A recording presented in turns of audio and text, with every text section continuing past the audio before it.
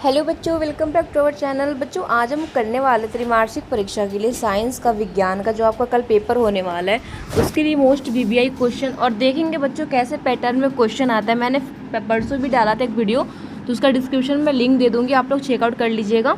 तो चलो, पहले आपका जो क्वेश्चन आता है बच्चों वो आता है फिलिंग इन द ब्लैंक्स, यानी कि कुछ आपको रिक्त स्थान की पूर्ति करना पड़ता है। जैसे कुछ आपको क्वेश्चन दिया रहता है और वहाँ पे ना गैपिंग किया होता है, आपको बताना होता है कि इसमें क्या आंसर भराएगा, ठीक है।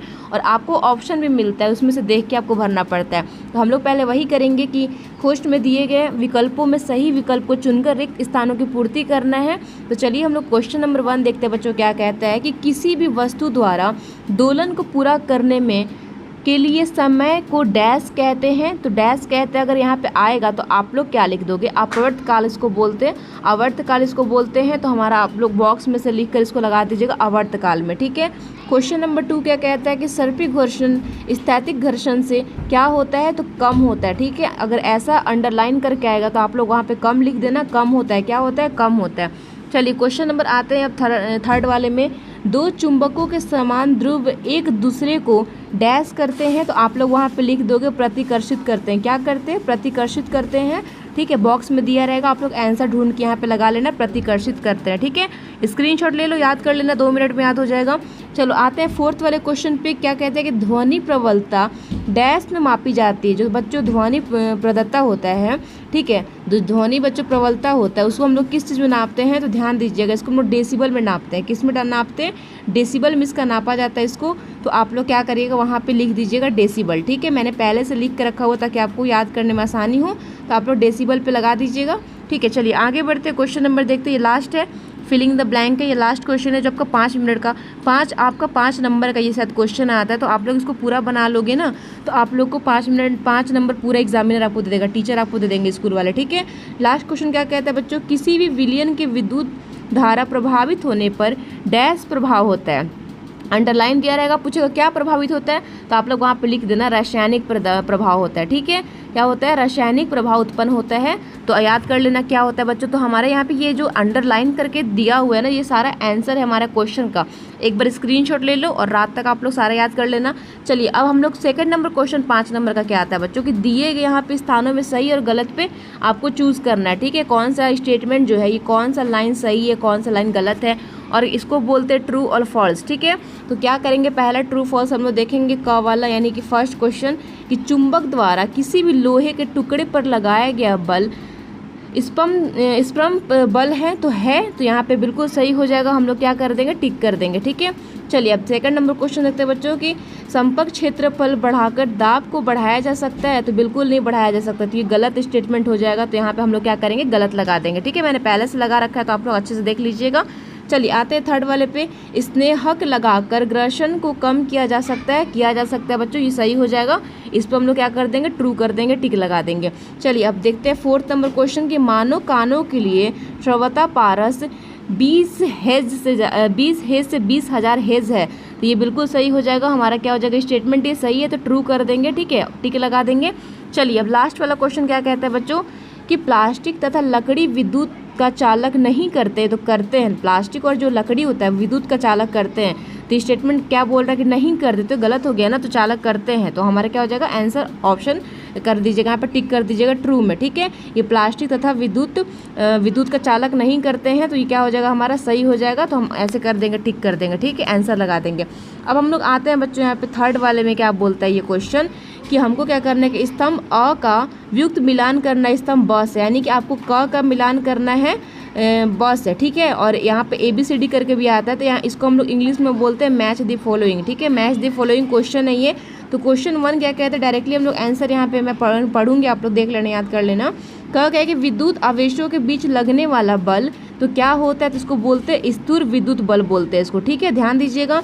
चलिए आते हैं सेकंड वाले नंबर पे। वस्तुओं की गति की अवस्था में परिवर्तन का कारण, तो हमारे क्या हो जाएगा, गुरुत्व बल हो जाएंगे, ठीक है। चलो याद करते चलना आप लोग।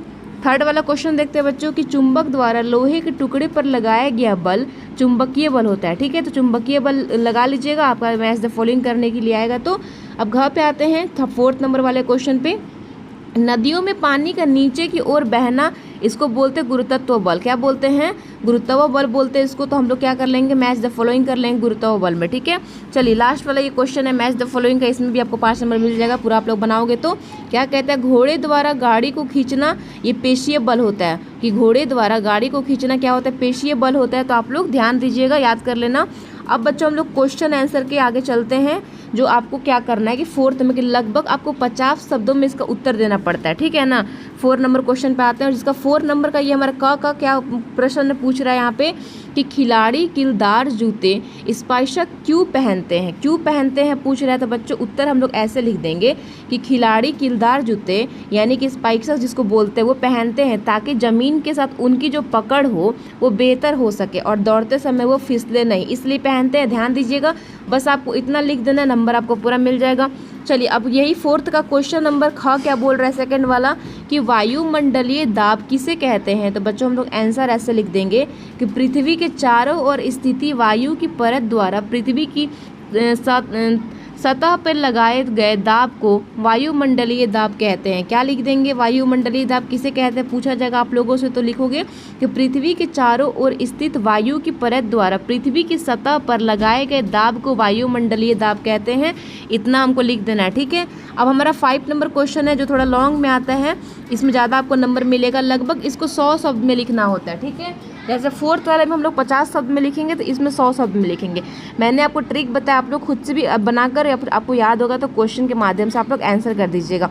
और बच्चों मैं ये नहीं बोल रही हूँ क्वेश्चन सेम ही आएगा, ठीक है, झूठ नहीं बोल रही हूँ कि क्वेश्चन सेम आएगा, लेकिन क्वेश्चन इसी लेवल का आता है। ठीक है, तो आप लोग सारा अपना रिविजन करते रहना बुक से। ऐसा नहीं कि मैं ये बोल दी कि यही क्वेश्चन आएगा तो यही क्वेश्चन छप जाएगा। संभावना हम लोग बताते हैं VVI objective question, subjective question, लेकिन आप अपने बुक से भी याद करते चलना।